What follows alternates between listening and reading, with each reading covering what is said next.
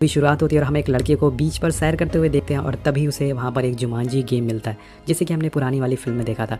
और गाइस जब वो लड़का उस गेम को खोल के देखता है तो काफ़ी पुराना गेम होता है, इसलिए वो उसे साइड में रख देता है और आज के जनरेशन के गेम खेलना चालू कर देता है। अब रात में जब वो सो रहा होता है तो अचानक से उस गेम में से एक रोशनी निकलती है और वो लड़का उठ जाता है। जब वो दोबारा उस गेम को चेक करता है तो उसमें उसे एक गेम की कैसेट मिलती है, जैसे कि वो उस कैसेट को अपने गेम में लगाता है और दोस्तों हम देखते हैं कि वो पूरी तरह से टेलीपोर्ट होकर उस गेम के अंदर चला जाता है। अब इसके बाद हमें 20 साल बाद का समय दिखाया जाता है, जहाँ पर हम 4 दोस्तों को देखते हैं जो कि एक कॉलेज में पढ़ते हैं। वेल इसमें से लड़के का नाम होता है स्पेंसर, और जो कि अपने दोस्त का एक होमवर्क कर रहा होता है। वो काफ़ी ज़्यादा डरपोक टाइप का लड़का बोल सकते हैं उसको, और काफ़ी डरा हुआ सहमा हुआ रहता है। और दूसरी तरफ हम एक लड़की को देखते हैं जो कि बिल्कुल साउथ दिल्ली या फिर साउथ बॉम्बे ऐसी लड़कियों की तरह होती है। वो हमेशा सेल्फी लेती रहती है और दिन भर सोशल मीडिया पर ऑनलाइन रहती है।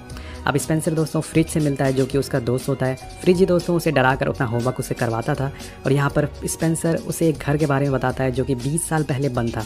ये घर दोस्तों वही होता है जिसमें कि वो लड़का गायब हो गया था गेम खेलते हुए। और इसके बाद हम देखते हैं कि बेंटली अपने क्लासरूम में ही वीडियो कॉल करना चालू कर देती है, जिससे कि टीचर उसे सज़ा देने के लिए बाहर बैठा देती है। और इधर फ्रिज के पेरेंट्स को भी पता चल जाता है कि उसका होमवर्क कोई और कर रहा है, तो उसे और स्पेंसर को भी प्रिंसिपल के पास ले जाया जाता है। इसके बाद हम चौथी कैरेक्टर को देखते हैं जिसका नाम होता है मार्था। दोस्तों मार्था भी अपने टीचर से लड़ाई करने लग जाती है क्योंकि वो उसे पीटी नहीं करनी होती है, और इसी वजह से उसे भी प्रिंसिपल के पास ले जाया जाता है। अब ये चारों को प्रिंसिपल के पास ले जाया जाता है सज़ा देने के लिए, और हम देखते हैं कि प्रिंसिपल इन चारों को नीचे बेसमेंट में सफाई करने ले जाता है ताकि इनसे कंप्यूटर सेंटर बनाया जा सके।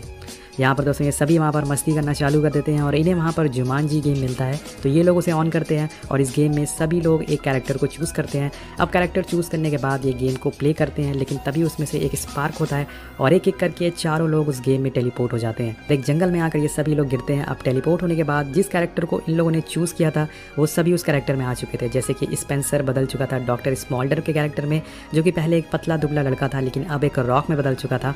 दूसरी तरफ हम फ्रिज को देखते हैं जो कि हट्टा कट्टा था, लेकिन अब वो फ्रैंकलिन फिन के कैरेक्टर में बदल चुका था, जो कि एक इंस्ट्रक्टर होता है और काफ़ी फ़नी कैरेक्टर है ये दोस्तों। अब बात करें मार्था की, तो बदल चुकी थी रूडी राउंड हाउस के कैरेक्टर में, जो कि पहले एक डरी हुई लड़की थी लेकिन अब उसका कैरेक्टर एक बहादुर और बिंदास टाइप की लड़की का है। और सबसे इंटरेस्टिंग है लास्ट वाले का बेंटली का, जैसे कि सेल्फी लेने का बहुत ज़्यादा शौक था और यहाँ पर उसका जेंडर ही चेंज हो गया है। जी हाँ दोस्तों, वो बदल चुकी है प्रोफेसर शेली ओबरॉयन में। वाह गजब का नाम है। अब बेंटली ये देखने के लिए पानी में अपना फेस देखती है कि वो एक्चुअल में दिख कैसी रही है लड़कों के रूप में, और यहाँ पर तभी उसे एक राइनो पानी से निकलता है और उसे खा जाता है। ये देखकर सभी लोग बहुत ही ज़्यादा डर जाते हैं, और लेकिन तभी बेंटली ऊपर से नीचे गिरती है और वो वापस से जिंदा हो जाती है। अब ये लोग इसे समझ रहे होते हैं कि तभी राइनोज इनके पीछे दोबारा पड़ जाते हैं, और इन्हें बचाने के लिए एक और कैरेक्टर आता है जिसका नाम होता है नाइजेल बिलिंग्सली। ये एक दोस्तों NPC कैरेक्टर होता है, मतलब कि नॉन प्लेयर कैरेक्टर को ऐसे डिज़ाइन किया गया है, ऐसे प्रोग्राम किया गया है कि इससे कुछ भी पूछा जाए तो ये उतना ही जवाब देगा जितना कि इसे सिखाया गया है, जितना इसे प्रोग्राम किया गया है। वेल यहाँ पर नाइजेल इन्हें बताता है कि जुमांजी खतरे में, इस पर एक श्राप आ चुका है और अब चारों को इसे बचाना है। गाइज यहाँ एक बहुत ही फ़नी चीज़ होती है, सभी लोग इस गेम में फंस चुके हैं और बेंटली नाइजेल से पूछती है कि क्या मेरा फ़ोन मुझे मिल सकता है, मुझे एक सेल्फी लेनी है। मतलब यहाँ लोगों की फटी पड़ी है और इस बंदी को सेल्फी लेनी है। वेल गाइज अब नाइजेल डॉक्टर ब्रेवस्टोन यानी कि स्पेंसर को एक लेटर देता है जिसमें सारी कहानी लिखी थी कि ये श्राप इस जुमांजी पर कैसे आया। नाइजेल बताता है कि वो जुमांजी का फील्ड गाई है और मुझे आपके पुराने पार्टनर और जानी दुश्मन प्रोफेसर रसल वैन को एक मिशन लीड करने के लिए रखा गया था। प्रोफेसर रसल जुमांजी के बहुत ही पुरानी मूर्ति की खोज कर रहे थे जिसमें कि एक पवित्र और बहुत ही बड़ा हीरा लगा था। रसल इस हीरे को पाने के लिए पागल हो गया और कई सालों की रिसर्च के बाद उसे वो मूर्ति मिल गई जिसमें कि वो हीरा लगा था। यहाँ पर नाइजेल बताता है कि रसल ने मुझसे कहा था कि उसे बस उस हीरो को छूना है, लेकिन फिर उसकी नीयत ख़राब हो गई और उसने हीरो को चुरा लिया। दोस्तों ऐसा कहा जाता है कि वो जैगुआर उस जुमांजी की हिफाजत करता है और जो भी उसकी आंख से हीरा चुरा लेता है जंगल के सभी जानवर उसके वश में आ जाते हैं। वो जंगल पर राज करता है और इसी तरह से जुमांजी के सारे जानवर रसल के वश में आ गए थे और तभी से ये जंगल श्रापित हो गया था। मैंने उसे बहुत समझाने की कोशिश करी कि ये हीरा लौटा दे, लेकिन वो मेरी बात नहीं माना। इसलिए एक दिन मैंने चुपके से ये हीरा उसे चुरा लिया और अब नाइजेल वो हीरा स्पेंसर को दे देता है और बोलता है कि डॉक्टर ब्रेवस्टोन, आपको इस हीरे को वापस जैगुआर की आंख में लगाकर हमें इस श्राप से मुक्ति देनी होगी। दोस्तों वो इन्हें जुमांजी का एक नक्शा देकर यहाँ से निकल जाता है। अब स्पेंसर सभी को बड़ी बहादुरी से समझाता है कि हमें ये गेम ख़त्म करना होगा और जुमांजी को इस शराब से बचाना होगा, लेकिन रियलिटी में उसकी खुद की फटी पड़ी होती है। इसके बाद जब वो नक्शा चेक करता है तो उसे उसमें कुछ भी नहीं दिखता है, लेकिन जब बेंटली उसे चेक करती है तो उसे नक्शा दिख रहा होता है और यहाँ इन्हें पता चलता है कि सभी के पास कुछ ना कुछ पावर और कुछ ना कुछ वीकनेस है। तो स्पेंसर अपने चेस्ट को टच करता है जिसमें कि उसे पता चलता है कि उसकी स्ट्रेंथ है बहादुर, क्लाइंबिंग करना, स्पीड और बूमरैंग, और उसकी कोई भी कमज़ोरी नहीं है। और जब मार्था अपनी पावर्स और वीकनेस चेक करती है तो उसे पता चलता है कि उसकी स्ट्रेंथ होती है डांस, फाइटिंग, कराटे और उसकी एक ही कमज़ोरी है, वो है जहर। अब बेंटली की स्ट्रेंथ होती है आर्कियोलॉजिस्ट और कमज़ोरी होती है एंडोरेंस। ऐसी सिचुएशन जो कि मुश्किल से भरी हो और उसमें लड़ते रहना और कभी हार नहीं मानना, ये कमज़ोरी होती है दोस्तों बेंटली की। और ये देखकर बेंटली मार्था से बोलती है कि तुम्हारा सही है, तुम बनो सनी लियोनी और मैं अमजद खान। वेल गाइस, ये बहुत ही ज़्यादा फ़नी सीन है। और गाइस, सबसे फ़नी तो फ्रिज की स्ट्रेंथ होती है। उसकी स्ट्रेंथ होती है जूलॉजी, मतलब जंगल के बारे में उसे सारी नॉलेज है। और उसकी कमज़ोरी होती है केक खाना, स्पीड और ताकत। मतलब सही है, सबसे फ़नी कैरेक्टर दोस्तों दिखाया गया है फ्रिज का इस मूवी में। अब सभी को अपनी ताकत और कमज़ोरी के बारे में पता चल जाता है। बेंटली जब दोबारा उस नक्शे को चेक करती है तो उसमें लिखा होता है माइटी रॉर। और इन सभी चीज़ों से इनको पता चलता है कि ये अब नेक्स्ट लेवल पर पहुँच चुके हैं। और तभी इनके पीछे कुछ बाइकर पड़ जाते हैं जो कि रसल के आदमी होते हैं। ये सभी वहाँ से भागना चालू कर देते हैं। और फ्रिज की कमज़ोरी होती है स्पीड, इसलिए वो भाग नहीं पाता है दोस्तों। मार्था अपनी स्किल यहाँ पर यूज़ करती है और बाइकर को मार गिराती है। और इधर दोस्तों स्पेंसर फ्रिज की पोटली में से बूम बर्ग निकालता है जो कि उसकी ताकत होती है और उन बाइकर पर मारता है, लेकिन उससे कोई असर नहीं होता है। लेकिन हम देखते हैं कि तभी वो बूम बर्ग सभी बाइकर को मार गिराता है। इनके पीछे और बाइकर पड़ जाते हैं और स्पेंसर बोलता है कि मेरी पीठ पर बैठ जाओ फ्रिज। और इसके बाद फ्रिज स्पेंसर की पीठ पर बैठ जाता है और वो उसे लेकर दौड़ना चालू कर देता है। ये भी बहुत ज़्यादा फ़नी सीन है। वो भागते हुए चारों एक झरने के पास पहुंच जाते हैं और अब आगे कोई रास्ता नहीं होता, इसलिए सभी को उसमें कूदना पड़ता है। लेकिन इसी बीच कूदते टाइम मार्था को एक गोली लग जाती है और वो वहीं गायब हो जाती है। लेकिन थोड़ी देर में वो वापस आ जाती है, आसमान से सीधा फ्रिज के ऊपर गिरती है। बेचारा फ्रिज, सब उसे मारते जा रहे हैं। यहाँ पर दोस्तों हमें पता चलता है कि इस गेम में इनके पास 3 लाइफ है जो कि टैटू इनके हाथ में बंधे हुए हैं, वो इनकी लाइफ है। और अब मार्था और बेंटली की सिर्फ 2 लाइफ बची है। अगर इनको तीनों लाइफ ख़त्म हो जाएगी तो इनका गेम ओवर हो जाएगा, मतलब कि ये लोग यहीं पर फंस जाएंगे, यहीं मर जाएंगे। सो इसलिए इनको बहुत ही बचाकर अपनी लाइफ को यूज़ करना होगा और इन तीनों की लाइफ ख़त्म होने से पहले ही इन्हें ये गेम ख़त्म करना होगा ताकि ये दोबारा अपनी रियल लाइफ में जा सके। अब दोबारा नक्शा देखने पर पता चलता है कि नक्शा का आधा हिस्सा इन्हें बाजार में मिलेगा। और तभी बेंटली बोलती है कि उसे सूसू करना है, लेकिन उसे पता नहीं होता है कि सूसू करते कैसे हैं क्योंकि वो लड़का बन चुकी है। फ्रिज उसे बताता है कि अपनी जिप खोलो, अपनी बंदूक निकालो और धाएं धाएं गोलियां चलाना शुरू करो।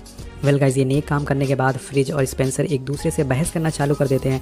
वो बोलते हैं कि वो एक दूसरे की वजह से इस गेम में फंस चुके हैं और उनकी लाइफ खराब हो रही है। और फ्रिज स्पेंसर को धक्का देके नीचे फेंक देता है जिससे कि उसकी भी एक लाइफ कम हो जाती है। तो वापस आने के बाद सभी को समझाता है कि हमें ऐसे अपनी लाइफ को वेस्ट नहीं करना चाहिए, हमें एक दूसरे का सहारा लेकर आगे बढ़ना होगा, तभी हम फाइनली इस गेम के बाहर निकल पाएंगे।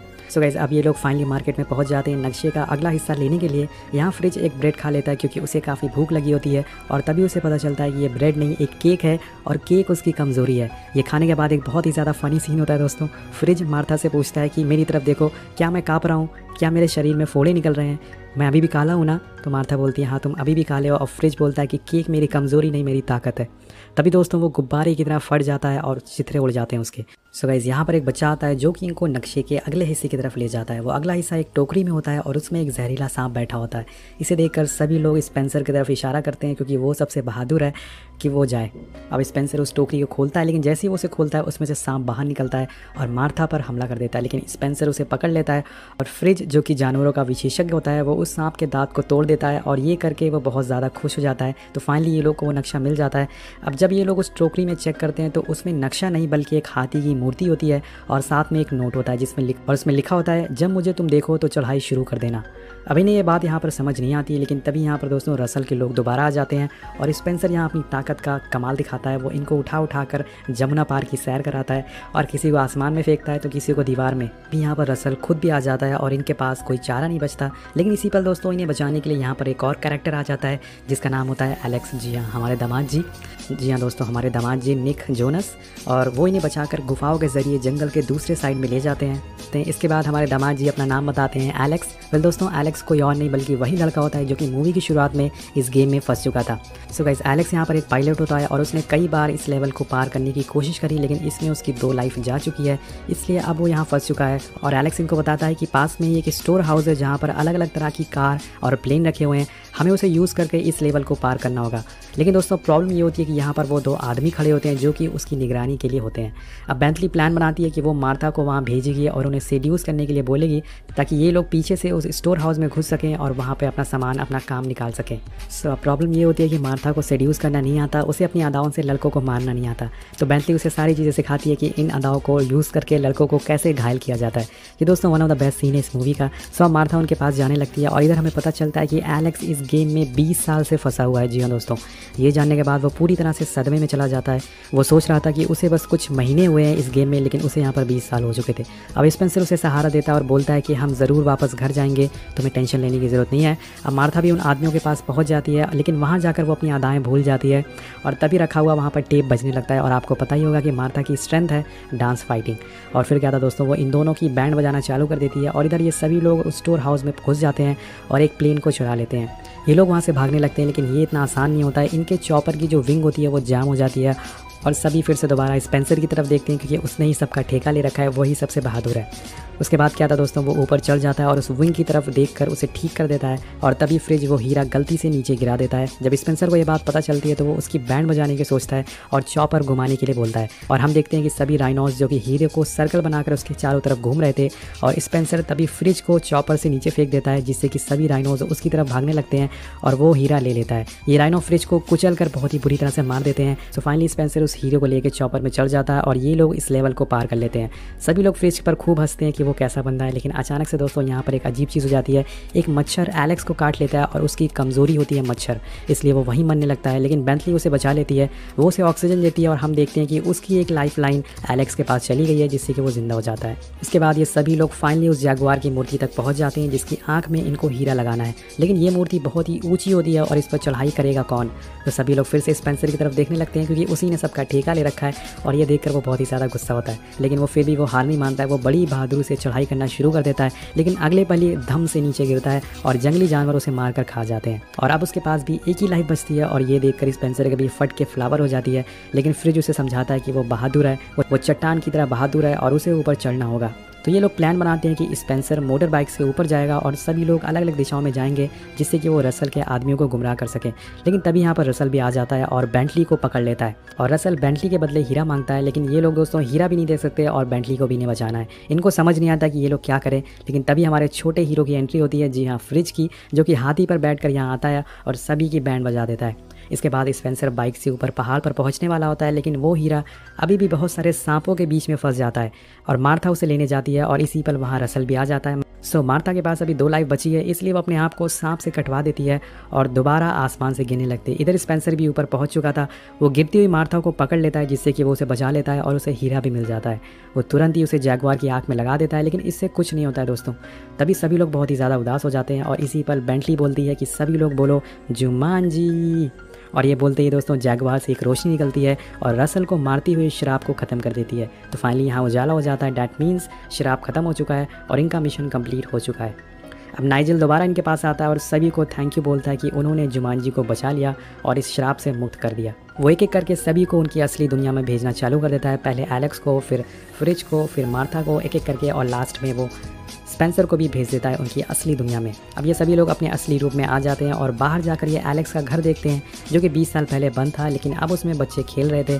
इसका मतलब एलेक्स भी वापस आ चुका है। और तभी हम एलेक्स को भी देखते हैं। दोस्तों जुमांजी ने एलेक्स को 1996 में ही वापस भेज दिया था और अब उसकी एज 40 साल से ज़्यादा हो चुकी है। ये सभी एलेक्स को देखकर बहुत ही ज़्यादा खुश होते हैं और लास्ट में हमें दिखाया जाता है कि ये चारों अब बेस्ट फ्रेंड बन चुके हैं और ये जुमांजी गेम को तोड़ देते हैं ताकि कोई भी उससे दोबारा उस गेम में फंस ना सके। तो यहीं पर ये मूवी ख़त्म हो जाती है।